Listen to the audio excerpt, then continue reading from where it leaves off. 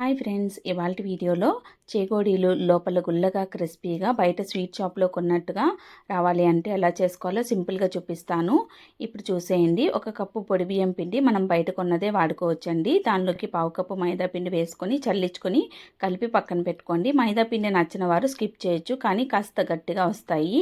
ఇప్పుడైతే 1 కప్పు బియ్యం పిండికి కప్పున్నర వాటర్ వేసి బాగా మరిగిన తర్వాత కారం, పసుపు, తగినంత ఉప్పు, అలానే కొద్దిగా వాము వేసుకొని బాగా మరిగించుకోవాలి. బాగా మరుగుతున్నప్పుడు లో ఫ్లేమ్లోకి టర్న్ చేసుకొని పిండిని కొద్దిగా వేసుకుంటూ బాగా కలుపుకొని పిండిని అయితే ఉక్కించుకోవాలి. ఇలా పిండి ఉక్కించుకొని చేసుకుంటే చాలా బాగుంటాయండి చేకోడీలు. పిండిని ఉక్కించుకున్న తర్వాత 10 నిమిషాలు మూత పెట్టుకొని గోరువెచ్చగా అయినంత వరకు పక్కన పెట్టుకోవాలి.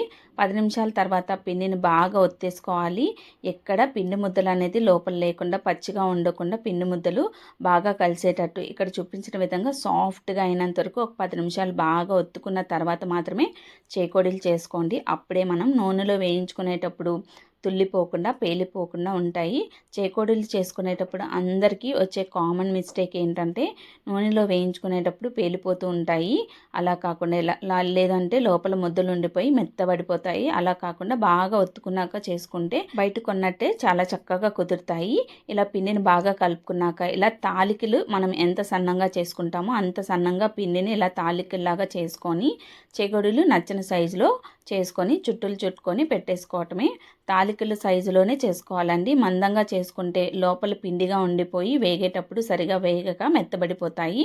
తాలికలు ఏ విధంగా అయితే మనం సన్న తాడుల్లాగా చేసుకుంటామో అలా చేసుకొని చెగోడీలు మీకు నచ్చిన సైజులో చిన్నగా కానీ పెద్దగా కానీ చుట్టేసుకొని ఆయిల్ బాగా వేడైన తర్వాత మీడియం ఫ్లేమ్లోకి టర్న్ చేసేసుకొని మంచిగా గోల్డెన్ బ్రౌన్ కలర్ వచ్చేంత వరకు వేయించుకోవటమే. ఇలా వేయించుకునేటప్పుడు తుల్లిపోకుండా ఉండాలంటే మాత్రం ఖచ్చితంగా గుర్తు పెట్టుకోవాలండి.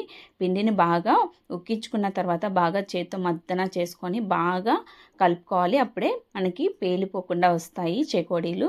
ఇలా చేసుకుంటే ఎన్ని చేకోడీలైనా చక్కగా చేసుకోవచ్చు. ఈ చేకోడీలని టీ టైం స్నాక్గా కానీ మనం స్నాక్ తినాలనిపించినప్పుడు కానీ పెట్టుకొని తింటే ఎన్ని తిన్నా తెలియకుండా తినేస్తామండి. అంత క్రిస్పీగా అంత గుల్లగా బాగుంటాయి. మరి మీరు కూడా మీ ఇంట్లో తప్పకుండా ట్రై చేసి ఎలా కుదిరాయో కామెంట్ చేయండి. నచ్చితే మాత్రం తప్పకుండా లైక్ చేసి షేర్ చేసి సబ్స్క్రైబ్ చేసుకోండి. Thank you.